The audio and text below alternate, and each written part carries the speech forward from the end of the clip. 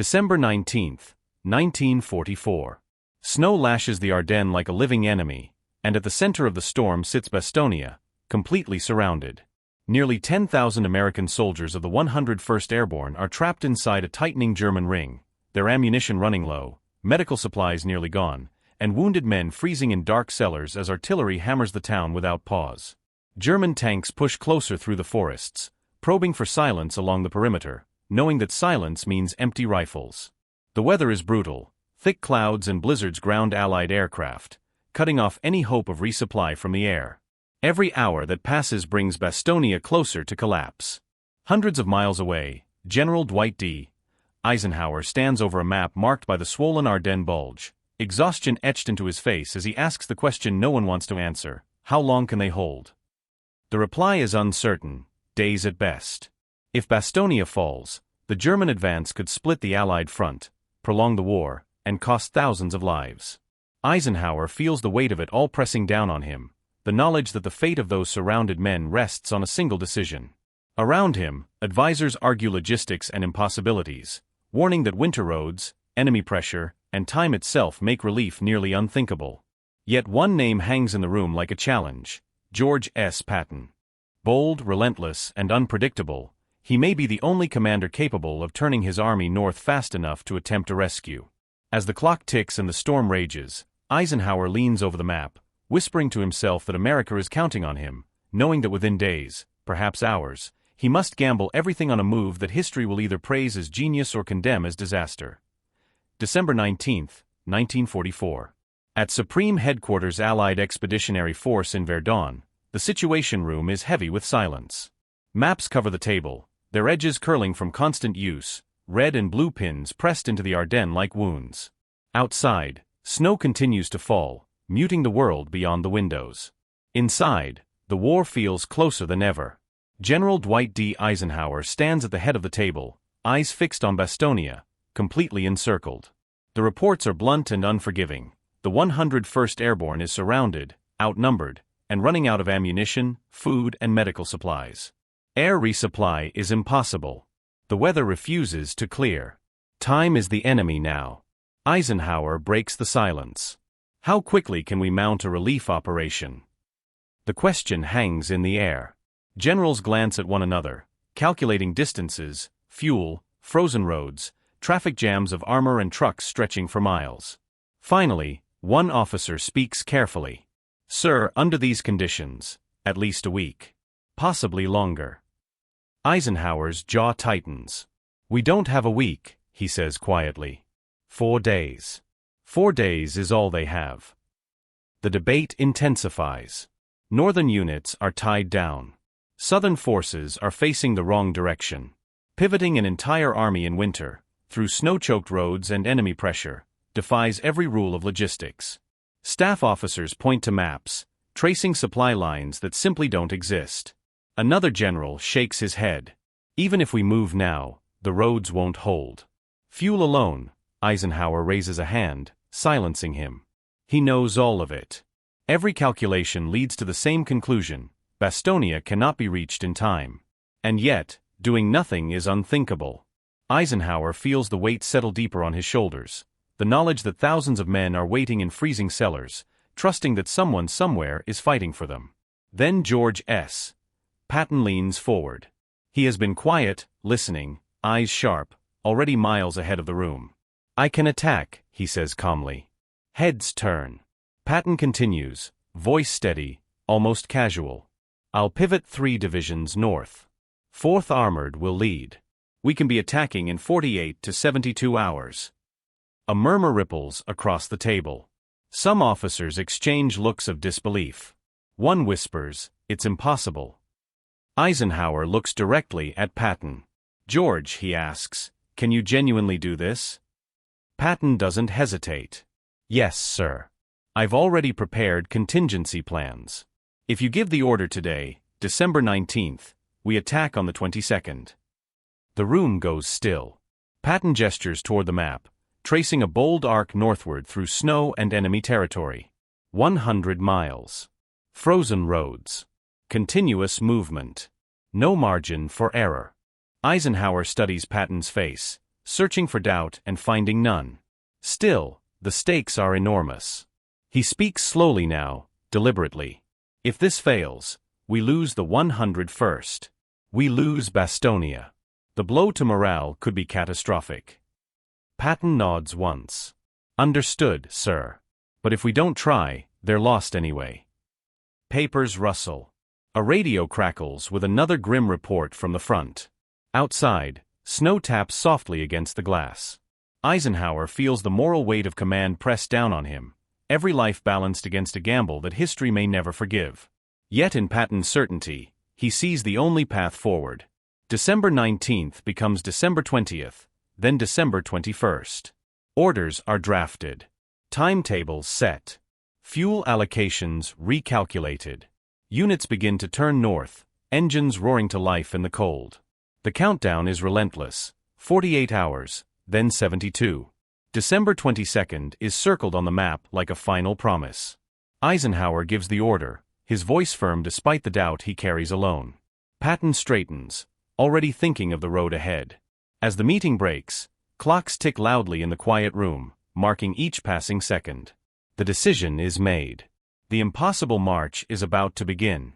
Will Patton reach Bastonia in time, or will the snow the enemy, and the clock claim the 101st Airborne first? December 20th, 1944. Before dawn, Patton's Third Army begins to move. Engines roar to life in the dark, coughing clouds of white vapor into the frozen air. An entire army pivots 90 degrees in winter, tanks, artillery, trucks, infantry, turning north toward Bastonia. Roads are clogged with ice. Snowdrifts bury landmarks. Baikla-skit, stall, ubarturn. Men push steel monsters with numb hands while officers scream over the wind. This is not maneuver warfare anymore. It is a race against time and weather. 100 miles stand between Patton and the 101st Airborne, and every mile must be fought for. By December 21st, progress is painfully slow. German rearguards ambush convoys from forest lines. Artillery shells crash into narrow roads, forcing halts and detours. Fuel trucks lag behind. Guns freeze. Men march with heads down, eyelashes crusted with ice. Patton rides forward relentlessly, demanding speed, barking orders, forcing momentum where logic says stop. Reports arrive hourly at Eisenhower's headquarters. Miles gained, few. Casualties, rising. Time remaining, shrinking. Eisenhower studies the map again and again, fingers tracing Patton's route north. He whispers to himself, if they fail, 10,000 paratroopers are lost, and the Ardennes may collapse. He begins drafting contingency letters, words meant for families if Bastonia falls, then stops, unable to finish. Inside Bastonia, December 21st feels endless. The 101st Airborne clings to frozen foxholes and shattered houses. Ammunition is rationed to the round. Wounded men lie motionless to conserve warmth. German artillery pounds the town without mercy. Tanks probe closer. Infantry assaults come in waves. In one sector, it turns into hand-to-hand fighting, rifle butts, grenades, bayonets in the snow. When German envoys demand surrender, Brigadier General Anthony McAuliffe listens, then replies with a single word that spreads through the lines like fire: nuts. The men laugh, briefly forgetting the cold. But laughter doesn't stop shells. The clock keeps ticking. December 25th. Christmas Day. Fighting intensifies. German resistance stiffens as they realize what is happening. Patton drives his commanders mercilessly, urging them forward through exhaustion and losses. Tanks burn along the roadsides. Infantry press on anyway. Eisenhower spends the day between maps and reports, praying silently, knowing the margin has narrowed to hours. In Bastonia, the 101st fights on through the holiday, exchanging grim jokes, clinging to hope fueled by distant gunfire drawing closer. Then comes December 26th. The final hours.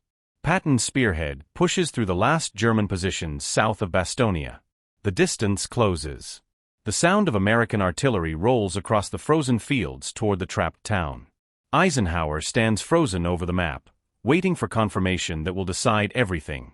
10,000 lives. The fate of the Ardennes. The gamble of an impossible march. The clock ticks. The snow falls. And somewhere ahead, Bastonia waits to see if help arrives in time. December 26, 1944. Late afternoon. The snow is thinner now, but the cold still bites as Patton's spearhead pushes through the final German positions south of Bastonia.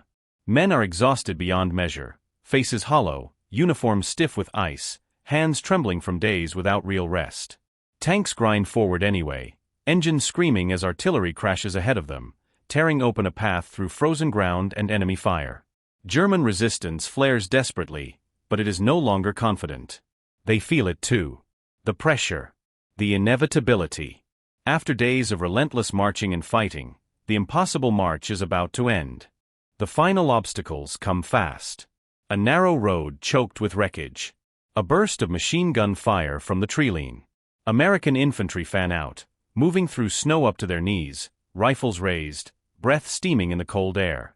Artillery thunders again. Then suddenly there is movement ahead, not enemy fire, but figures waving, shouting, emerging from the white haze. Dirty helmets. Frozen faces. Screaming voices cracking with disbelief. "Who the hell are you?" someone shouts. "Third Army," comes the reply. For a moment, there is silence. Then cheers erupt. Laughter. Men drop to their knees in the snow. Soldiers of the 101st Airborne, gaunt, battered, unshaven, rush forward, grabbing Patton's men, slapping shoulders, shaking hands with fingers that barely feel. One paratrooper laughs through tears and says, "We knew you'd come." Another simply leans against a tank, eyes closed, letting the noise wash over him. The siege is broken. Bastonia is no longer alone. Patton arrives shortly after, standing rigid in the cold, surveying the scene. His voice is sharp, but his eyes betray something deeper: pride, relief, respect. "Good job, men," he says simply. That is all. It is enough. For the soldiers who fought their way north and the paratroopers who held the line, the moment is overwhelming.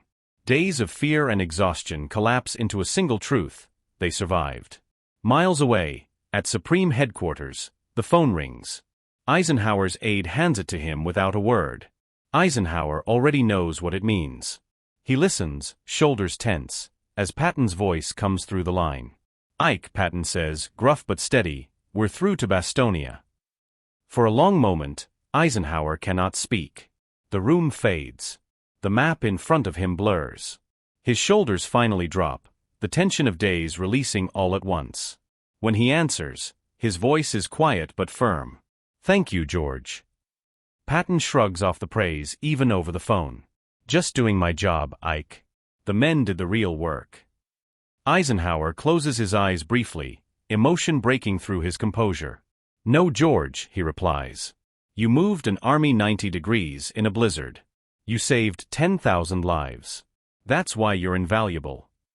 When the call ends, Eisenhower remains seated, alone for a moment. He exhales slowly. His eyes glisten. Not for victory on a map, but for the men who will live to see another day. Staff officers nearby exchange quiet glances, whispers barely audible. He actually did it, against all odds. The impossible has become history. Back in Bastonia, the corridor widens as more Third Army units pour in. Supplies follow: food, ammunition, medical aid. The town is still scarred, still dangerous, but hope has returned. The 101st Airborne stands battered yet unbroken, their defiance now legendary. Strategically, the breakthrough marks a turning point in the Battle of the Bulge. German momentum is shattered. The Allied front holds. What was once a desperate gamble is now recognized as operational brilliance. 3 divisions turned, 100 miles marched, in the worst winter conditions imaginable.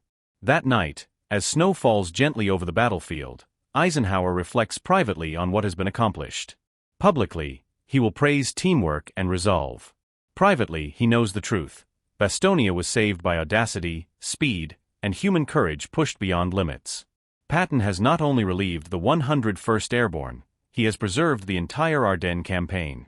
And as Eisenhower looks once more at the map, now marked by a thin but life-saving line into Bastonia, a single thought settles in his mind. This is not just a victory. It is a lesson in leadership, sacrifice, and the cost of command, one that history will never forget. December 27, 1944. The fighting around Bastonia has not completely ended, but the crisis has passed. In a quiet room far from the guns, Dwight D. Eisenhower sits alone at his desk. The maps are still there, creased and crowded with markings, but the red circle around Bastonia no longer feels like a death sentence. It feels like a reminder. He holds a pen above a sheet of paper, pausing before he writes, letting the weight of the last week settle. Relief comes first. Then pride. And beneath both, the lingering memory of how close it all came to disaster. In private notes and diary-style reflections, Eisenhower admits what he never says publicly, that the decision to rely on George S. Patton was a gamble with lives as the currency. If he failed, Eisenhower writes, the blame would be mine alone. Patton's audacity, turning an entire army 90 degrees in the worst winter Europe had seen in decades, had defied logic, doctrine, and probability. Yet it had worked. Eisenhower reflects on the paradox of command, trusting a man whose brilliance was matched only by his volatility. Patton was difficult, outspoken, and often reckless with words, but when the moment demanded speed, courage, and certainty, he delivered without hesitation. On December 27, Eisenhower drafts a letter to Patton. The tone is measured, professional, but unmistakably sincere. He praises the planning, the execution, and the sheer determination of Third Army, acknowledging that thousands of lives were saved because of Patton's foresight and drive. At the same time, Eisenhower reminds him, gently but firmly, that such talent carries responsibility, that discipline and restraint matter as much as aggression. It is the balance Eisenhower has always tried to strike, encouraging genius without letting it run unchecked. In separate correspondence to trusted leaders, George Marshall, perhaps Churchill, his words are more candid. Bastonia, he admits, was a turning point not just in the Battle of the Bulge, but in his own understanding of leadership under extreme pressure. Historically, the relief of Bastonia marks the moment the German offensive begins to fail. The momentum of the Ardennes attack breaks. Allied confidence surges. What had started as a desperate defensive stand becomes proof that speed, flexibility, and decisive command can overcome even the worst conditions. Patton's rapid pivot of 3 divisions, the logistical precision under chaos, and the endurance of ordinary soldiers combine into a textbook example of operational brilliance. Publicly, Eisenhower credits teamwork and Allied resilience. Privately, he knows that without Patton's audacity, and the 101st Airborne's refusal to break, the story could have ended very differently. As days pass into early January 1945, Eisenhower reflects again, this time more quietly. Leadership, he realizes, is not about certainty. It is about judgment under uncertainty. It is about choosing when to restrain and when to unleash extraordinary talent. It is about accepting moral responsibility when lives hang in the balance. Bastonia taught him that courage does not belong only to the men in foxholes, but also to those who must make decisions knowing they can never be undone. The scene shifts back to Bastonia. The supply corridor is open now. Soldiers share hot food, write letters home, and stand in the pale winter sun beside scarred tanks. The town still bears the wounds of battle, but it stands. The 101st Airborne, battered and exhausted, has become a symbol of resolve.